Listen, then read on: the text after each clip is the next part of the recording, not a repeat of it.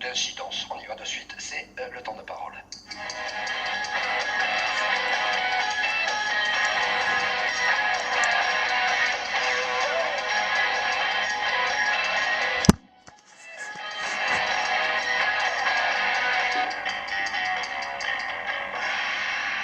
Bonjour à toutes et à tous, bienvenue sur KTV et Kwezi FM, le 106.9 pour un temps de parole, évidemment en direct à la radio et à la télévision.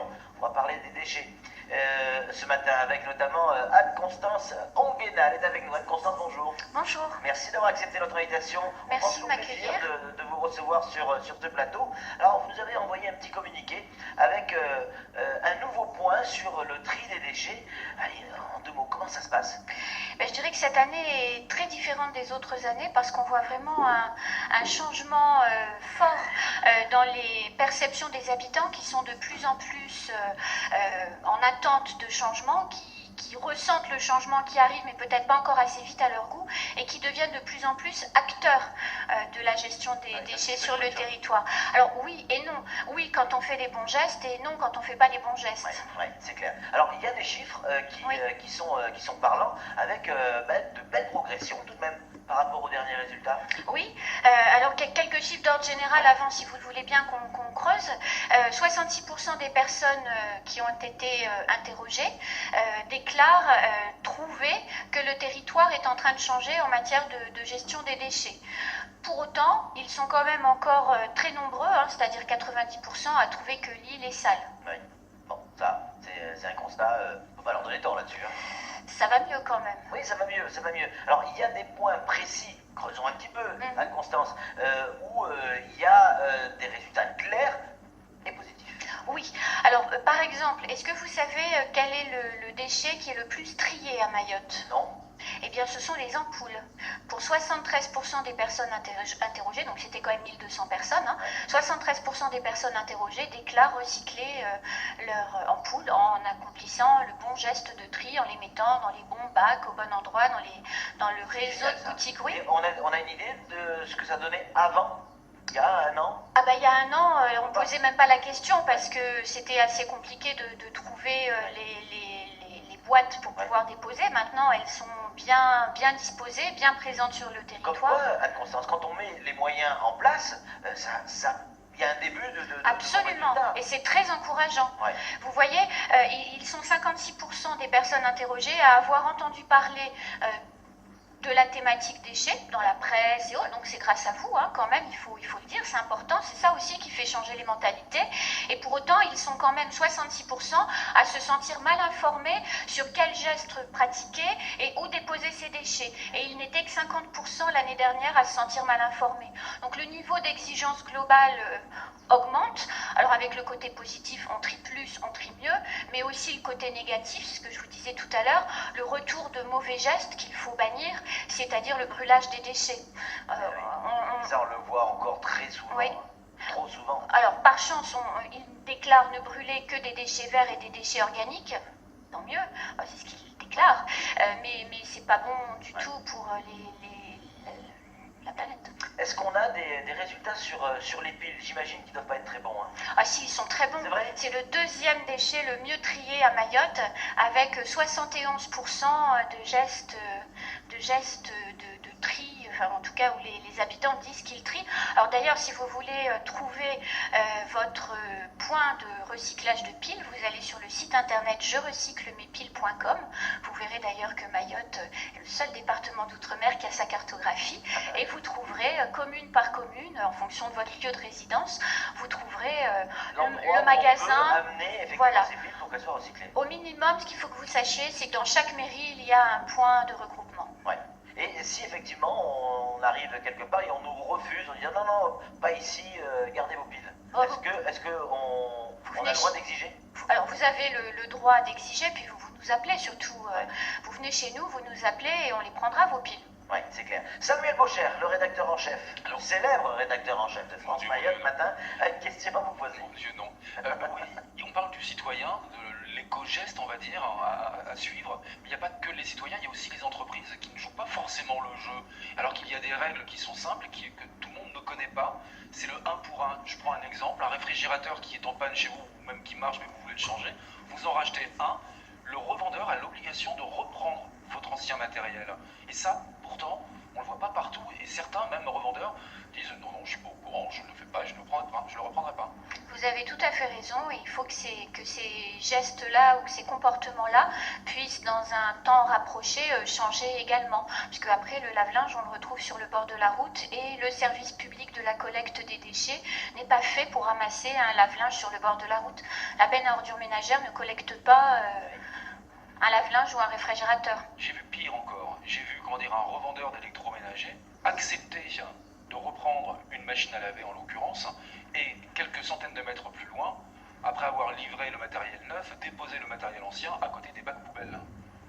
Enfin, ça, ce sont des comportements qui sont inappropriés et qui vont tendre à se gommer, parce que ce qu'ils oublient peut-être un peu, toutes ces entreprises, c'est que le fait d'appeler écosystème, c'est pas payant. Donc c'est peut-être un peu embêtant à faire, parce qu'il faut un petit espace de stockage, il faut tout ça, mais la protection de l'environnement et la sécurité, elle passe aussi par la responsabilité des citoyens en tant que particuliers, mais aussi des responsables des entreprises en tant que citoyens. On va rappeler quand même la règle, parce que c'est important, et l'obligation de ces magasins ou de ces revendeurs, de ces vendeurs de gros électroménagers, l'obligation de reprise. Ah oui, oui. Vous achetez un lave-linge, vous ramenez votre lave-linge, il doit vous reprendre le lave-linge. Alors maintenant, si vous achetez un lave-linge, que vous revenez avec le réfrigérateur, le lave-linge, le four, là, bon, il n'est pas obligé de le faire. Ouais. Des résultats encourageants. France Mayotte disait, ouais, il manque encore un peu de moyens. On a envie que ça aille plus vite en fait. Hein.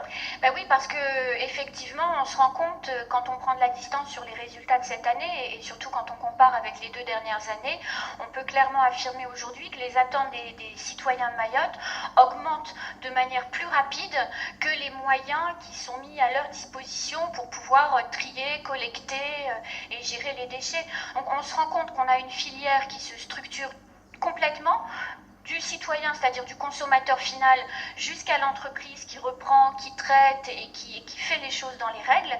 Et au milieu, il y a encore quelques trous dans la raquette. Et effectivement, le citoyen fait le plus bouger les choses, puisque pendant la campagne des élections municipales, les citoyens ont mis ce sujet au cœur des préoccupations.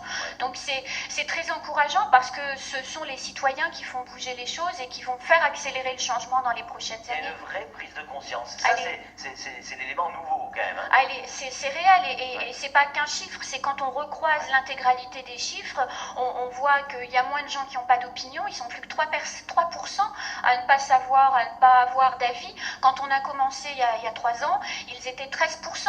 Donc en l'espace de 3 ans, il y a 10% de la population en plus qui commence à avoir des idées ou des convictions ou des opinions sur le sujet.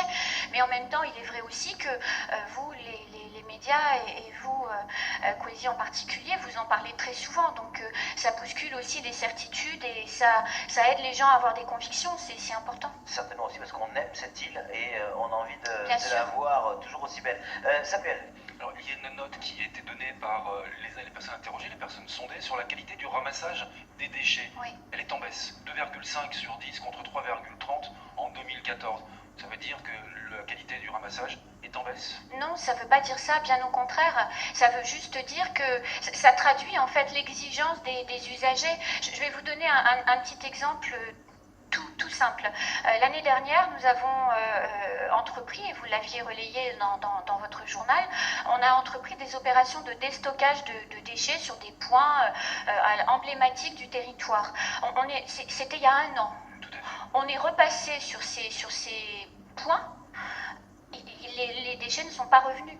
Donc ça veut dire quoi? Ça veut dire qu'on a déstocké, que le service public de la collecte a fait son job, c'est-à-dire est venu régulièrement ramasser les déchets, et que quand on remet un point zéro, un état zéro, le service public de la collecte arrive à le maintenir, ce point zéro. Mais en parallèle, la population a évolué, et quand le tas d'immondices, il y a 1 an, l'a choqué, aujourd'hui c'est le petit papier ou la petite canette par terre qui les gêne. Donc c'est à la fois positif, mais ça demande encore plus d'efforts au service public de la collecte.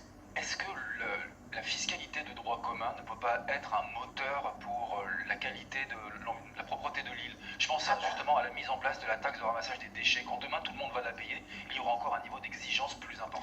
Alors ça aura deux conséquences. La première, c'est celle que vous dites, c'est-à-dire les habitants vont exiger de leurs élus communaux un meilleur traitement de la problématique des déchets. Quand on paye, on a envie d'avoir un service. Voilà, mais en même temps, ça peut aussi faire revenir des comportements inappropriés en disant je paye, alors je jette par terre, il y aura bien quelqu'un qui ramassera. Anne-Constance, des questions des auditeurs, ça intéresse beaucoup de gens. Vous voyez, comme quoi, hein, pas mal de mails qui arrivent, et notamment celui-là, avec une question simple. Ok, on se libère de nos piles pour le recyclage, mais est-ce que ça veut dire qu'à cause de nous, on va polluer un autre pays? Ah non, pas du tout. Bonne question. Oui, c'est une très bonne question, mais pas du tout, parce que ce sont des filières structurées. Corépil, qui est l'éco-organisme qui gère le territoire de Mayotte pour les piles, récupère les piles et a un agrément d'État, hein, donc il fait le job dans les règles de l'art. Donc les piles sont collectées, elles sont stockées dans des conteneurs appropriés pour pas qu'il y ait de fuite, puisqu'on sait que c'est le liquide à l'intérieur qui est dangereux. Les piles sont ensuite exportées vers un centre de gestion et de démantèlement de la pile en Allemagne. Ah oui, donc en Europe. En Europe, ouais, voilà. On n'envoie pas ça en Afrique. Ah non, pas du tout, non. Interdit, hein. C'est complètement régi par un agrément d'État et l'agrément d'État est totalement respecté sur le territoire de Mayotte. Donc les piles de Mayotte intègrent un circuit plus global au territoire français de stockage intermédiaire des piles en attendant qu'elles soient traitées. Et elles ne polluent pas, puisque grâce à ce travail, on récupère des matières premières pour produire de nouvelles piles. Elles sont donc recyclées. Exactement. Voilà, vous avez votre réponse. Hein. Non, grâce à vous, ces piles ne vont pas polluer à notre pays. Samuel. Alors, on voit que les mairies, les élus jouent de plus en plus le jeu. Oui. Par exemple avec les piles, qui acceptent, donc toutes les mairies acceptent de collecter les piles. Oui. Ça c'est formidable. Mais c'est pas encore suffisant à mon sens. Je sais que je suis très exigeant. Et on voit que dans les politiques menées dans les communes, on ne va pas forcément vers l'aménagement du mobilier urbain. Des poubelles, par exemple, sur le front de mer de Mamoudzou, il n'y en a pas. Alors certes, il y a des trios pour le recyclage, mais des poubelles toutes simples, on n'en a pas. Alors ça commence, hein, certains maires passent commande et vont équiper l'espace public, mais derrière ça veut dire aussi la capacité de pouvoir collecter les déchets du mobilier urbain, parce que mettre des poubelles si on ne ramasse pas les déchets, et ça, c'est pas une compétence du CIDEVAM, c'est une compétence de la commune. Donc il faut aussi que celle-ci ait les moyens de le faire. Donc c'est aussi pour ça, je pense que certains hésitent en se disant nous avons déjà la problématique des déchets verts, des encombrants, des fameux lave-linges et des toiseux, les fameux lave-linges dont on parlait tout à l'heure. Attendons avant d'augmenter le seuil des exigences et donc des missions que nous devrons accomplir. Quel conseil on peut donner aux gens qui nous écoutent, qui on a tous eu ce mauvais réflexe, dire bon, on a changé de machine, on a une nouvelle machine, qu'est-ce qu'on fait de celle-là? Qu'est-ce qu'on va en faire? On a souvent, il faut que je la mette dans la voiture, il faut que je l'amène, il faut... c'est vrai qu'on se pose souvent la question. Alors déjà, le baromètre a un partenaire historique, hein, depuis fort longtemps qui est l'ADEME. Et l'ADEME est une structure ressource, hein, également sur le territoire de Mayotte. Donc le premier conseil que je donnerai à votre auditeur ou à votre téléspectateur, c'est d'aller sur l'éco des filières, qui est un des sites de l'ADEME, pour trouver la bonne filière, pour reprendre son déchet. Quand on ne le sait pas, il faut trouver l'information. Il y a des gens qui viennent L'éco des filières. récupérer le déchet chez vous? Non, je ne pense pas qu'on trouve des gens qui viennent récupérer un lave-linge jusqu'à chez soi. Mais en tout cas, on trouve un numéro de téléphone que l'on peut appeler et on trouve là toutes les solutions, les bons conseils et au moins l'endroit où on peut le déposer, quoi. Correctement. On est au moins informé sur la bonne manière de faire. Après, la responsabilité de chacun fait qu'on fait bien ou pas. Mais l'éco des filières donne toutes les informations, filière par filière, sur qui fait quoi à Mayotte. Et en ça, l'ADEME est vraiment une structure ressource pour tout le monde. Samuel. Une petite question de conclusion, justement. Vous disiez tout à l'heure que les ampoules étaient les déchets les plus recyclés. En deuxième, c'était les piles. Mais quel est le moins recyclé? Alors pour 18%, dans 18% des cas, les habitants de Mayotte jettent leur boîte de conserve à la poubelle. C'est le déchet qui est déclaré être le moins trié. Ouais, pourtant c'est... C'est-à-dire qu'il fait chaud, hein.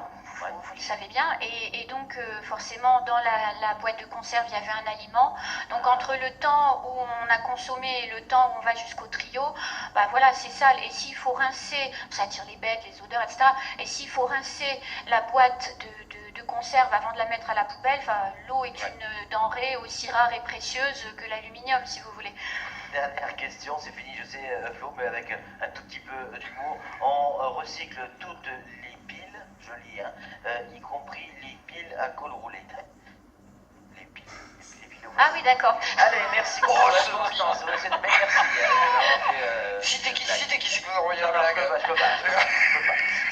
C'est votre femme. En tout cas, merci beaucoup. Merci de Alexandre, pouvoir d'être venu sur ce plateau, c'est toujours un plaisir. Bravo pour ce travail et continuez à nous tenir au courant parce que ça nous intéresse. Je n'y manquerai pas. Merci. Allez, c'est tout pour ce temps de parole. Tout de suite, la suite de nos